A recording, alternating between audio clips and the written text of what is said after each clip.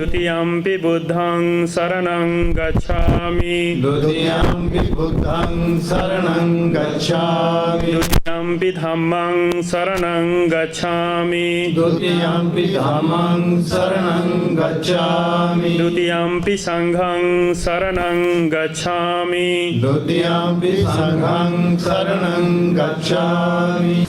Sakala Vijja Viduryanam Devarupam Sujiva Nimal Chalku Gabirdosam Gauravarnam Sukaya Abhay Chittan Nibhay Kamam Suradhammam Supema Viratarajan Sujatanetam Bhimaravam Sarami Bhimaravam Sarami Bhimaravam Sarami Divya Prabharatnatu Sadhu Vardhanatu Adya Kulabhushatu Bhimaravam सकल विद्यापति ज्ञान सत्संगति शास्त्र शासन मति बुद्धि तेजा पंकज नरवरा रत सजन उदारा भगवंत आम साखरा भक्त काजा सौदार संगरी शस्त्र निता करी काबला अरूरी रौद्र रूपा.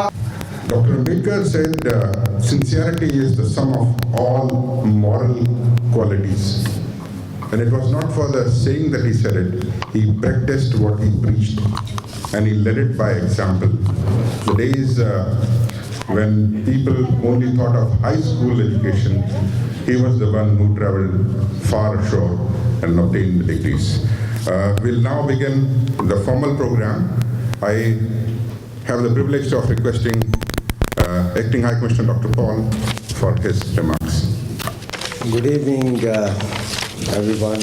Lord Navneet Rakia, Lady Rakia, Professor Mukulika Banerjee, the Director of the South Asia Center in the London School of Economics, Madam Santosh Das, the President of the Federation of the Ambedkarite and Buddhist organizations in the United Kingdom, Mr. Joguraj Ahir, the President of the Sri Guru Ravidas Sabha in Southall, distinguished guests, honorable mayors. I'm so happy to see so many of you today, and dear friends. To begin with, what I would like to say is that on this very important occasion, on the 125th birth anniversary of Baba Saheb Dr. Bhimrao Ambedkar, it's a special honor and privilege for me to welcome each and every one of you to India House on this occasion. Every year we hold this event. But this year, it happens to be special. It happens to be special because it is the 125th year anniversary. And as you all know, this important day is being celebrated not only in India on a very large scale, but also all across the world. We have today the speakers, the chief guest, Dr.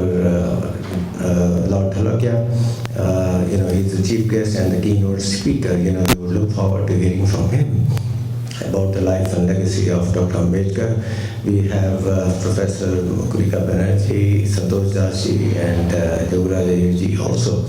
But very briefly, if you allow me, I would like to brief you on what the High Commission did today to celebrate the 125th anniversary of birth anniversary of Dr. Ambedkar. We started the day today at number 10 King Henry's Road in London, and as I said there, number 10 King Henry's Road is not just a prestigious address in London, but it's an iconic location. It's something that holds a very special place in the life and legacy of Dr. Ambedkar, and for that reason, it holds a very, very special place in the hearts and minds of millions of people around the world. And it was for the first time that we held a public event commemorating Gandhi Jayanti, Dr. Ambedkar Jayanti this year at number 10 King Henry's Road. As you know, this property, the house where Dr. Ambedkar lived while he pursued higher studies in economics and law in London School of Economics and Gray's Inn, he lived there. And it was for the first time ever that we used that venue, that historic place to observe Dr. Ambedkar Jayanti there. After that, we moved to the London School of Economics, where Dr. Ambedkar spent some time for his higher education in economics, and I am very happy, thanks to Professor Banerjee and the president of the LSC, we had a very short but a very nice commemorative event there, and we paid respects at the bust of Dr. Ambedkar, and soon after that we moved to Gray's Inn, where Dr. Ambedkar was enrolled for the bar in 1916.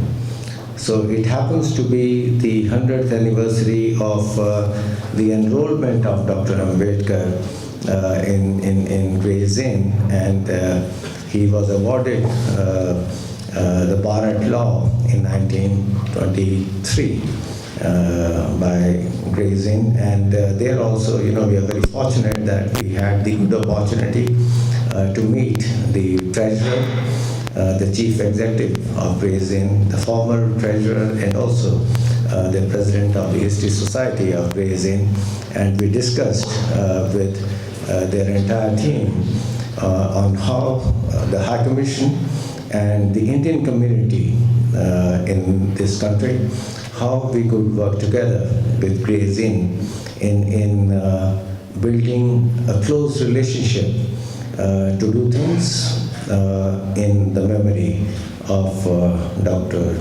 Ambedkar, and going back to the first event that we had this morning at number 10 King Henry's Road, I think it was very important, and it was a very good occasion for all of us to get together to remember and pay respects to Dr. Ambedkar, whom we regard as a great son of India and the architect, the father of the Indian Constitution. And we remember him not just as the father of the Constitution, but also as a great intellectual of India, a great jurist, a great economist, politician,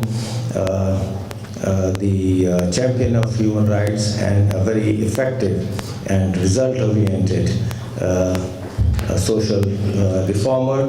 We also remembered him as someone who had great courage, formidable courage, tenacity, and great hope to struggle against all odds for equality, social justice, and human dignity. I would recall what I said earlier today at number 10 King Henry's Road, that our Prime Minister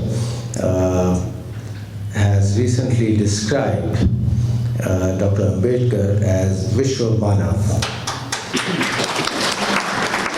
Vishwamanav is an expression in Hindi, and it means that Dr. Ambedkar, Baba Sahib, was someone who did not belong only to India or a particular community, but he belongs to the entire world.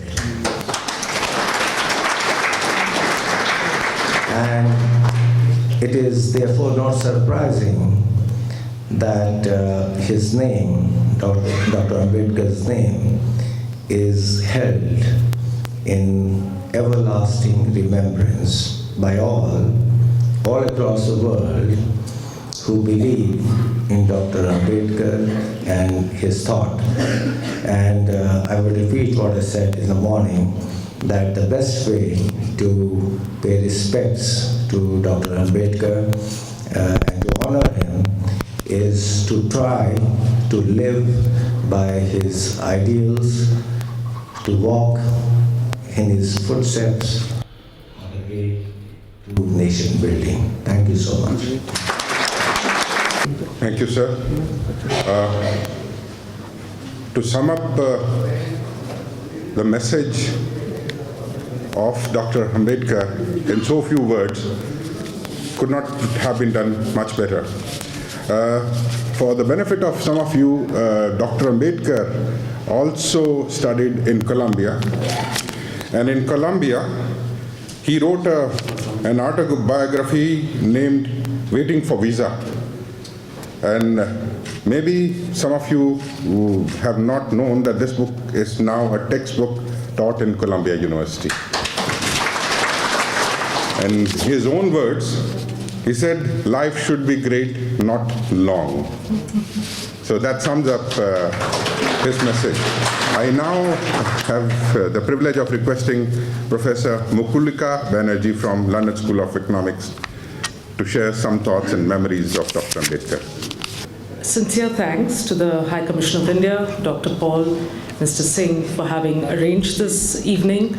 To all you distinguished guests, friends, colleagues in the audience, this is indeed a very proud moment for the London School of Economics to be associated with a commemorative moment of Dr. Ambedkar's life and celebrating his 125th birth anniversary, because Ambedkar, without question, is probably one of the most illustrious alumni of the London School of Economics.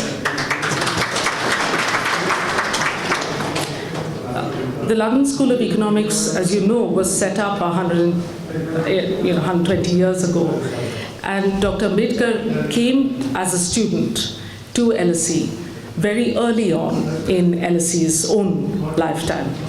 I've put up some pictures for you so you can follow, and some of the facts are there. I should say the facts are taken from a very well-written blog post that's been published, and I've provided the link at the end of my presentation, by the LSE archivist. We have some wonderful documents relating to Dr. Ambedkar, so anybody here, or please spread the word, if you'd like to consult some of Dr. Ambedkar's writings, please do visit the LSE library, and we'll be delighted through the LSE South Asia Center to facilitate this.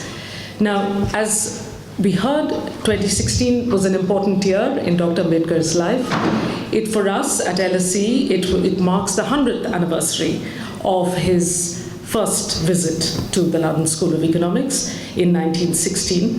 And it was only just 2 decades old as an institution, but it already had a reputation for having a wide range of social sciences on offer and being taught to a very high standard, and it had a very international student body, and this was clearly an attractive feature for somebody who was going to become such a global citizen, as Dr. Paul just talked about.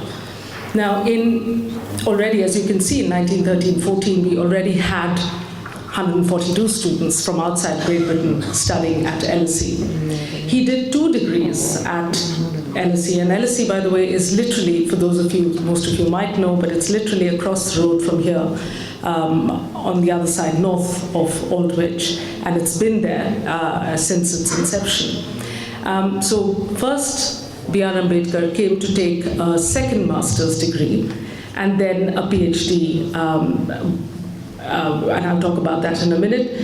But in that wide range of social science, when we remember Dr. Ambedkar's intellect today and his grasp of a wide range of issues, I would say that the years at LSE no doubt had a fairly formative influence in those years. It was the heyday of the school. There were fantastic professors and teachers with whom he took courses in a wide range of subjects, not just economics. It was geography, social evolution, political theory, and so on. Next slide, please. He had, before he came to LSE, as Mr. Singh just mentioned, he had been at Columbia and then decided to do a second master's and come to LSE. And what I've put for you, and you can see this on our blog because the LSE archivist Sue Donnelly has the original letter scanned there for you to read closely. The letter that his tutor at Columbia sent to his tutor at LSE introducing him, saying, here's a young man, he wants to do more research, just introducing you. But he'd already done his master's thesis on the national dividend of India, a historic and analytical study in 1916. I'm no Ambedkar scholar, I'm a social anthropologist, I work on political themes in India, and I'm not sure how many Ambedkar scholars have actually looked at his early theses and publications, but it might be actually very interesting to look at them. Next slide, please. His studies in LSE, when he came in July 1917, he came in 1916, but then of course we had the Great War.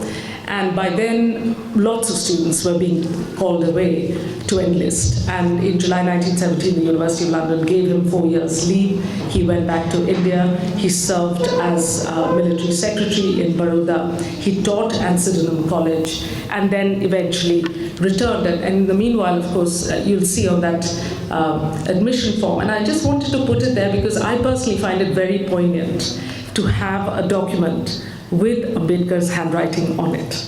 He's written his name, it's his application form for admission to LSE. And again, some of you maybe, I was tempted to, but I have only a few minutes, so I'm not going to belabor it. But if any of you have, if you haven't watched the clips available on YouTube, it's really quite startling to hear this great hero that Ambedkar is, to actually hear him speak and argue on all sorts of issues, and it's really wonderful to do that. Fees had gone up, which was a minor hiccup, but it's quite amusing to see that the fees were about £10 when he first enrolled in the LSE, considerably less than what it is now, I dare say. But he'd been teaching, he had come with not only teaching experience, being military secretary, but he'd also been an intensely political man. And he had already been giving evidence to the Scarborough Committee in preparing the Government of India Act in 1990 on that one issue that continues, I dare say, to remain a burning issue in India today. What kind of position and representation in those days, the untouchable communities, that's why it's in quotes, and now, of course, what we would call the Dalit communities. And I think in remembering and celebrating Ambedkar's life today, we must not, as an academic, this is something we do very well, we engage with his writings, with his ideas, and we engage with it without sentimentality. He has a fantastic intellect, but what we take away from his work is that social critique. It's that social reformer in him that absolutely hated the inequality that religion brought. And he had a trenchant critique against Hinduism, other religions. His embrace of Buddhism, we've started with a prayer, was a very significant one. And that critique is one that academics take seriously to see what the lived experience of that is in contemporary India so many years after these battles had been initiated under Ambedkar's leadership. Next slide, please. So the PhD, the problem of the rupee, was finally completed. He had a bit of a hiccup with it. And if there are any students in the audience, take heart, because initially when he submitted his PhD, it was rejected, because it was considered to be too revolutionary and really too anti-British. So he went away. I'm not sure, I haven't compared the two versions of the PhDs, but some months later, I have seen, I couldn't get hold of a scan, of the letter that Ambedkar wrote in defending his position, his intellectual position, his political position in his critique of British India. And it's a robust one. It was like he spoke. If you hear him speak in the 1920s, 30s, in its prime, he's unafraid to take on anyone, whether it is Mahatma Gandhi, whether it is the Viceroy. He speaks with a certain confidence. And it was that confidence that you see in his response to this allegation that it was too revolutionary, a PhD.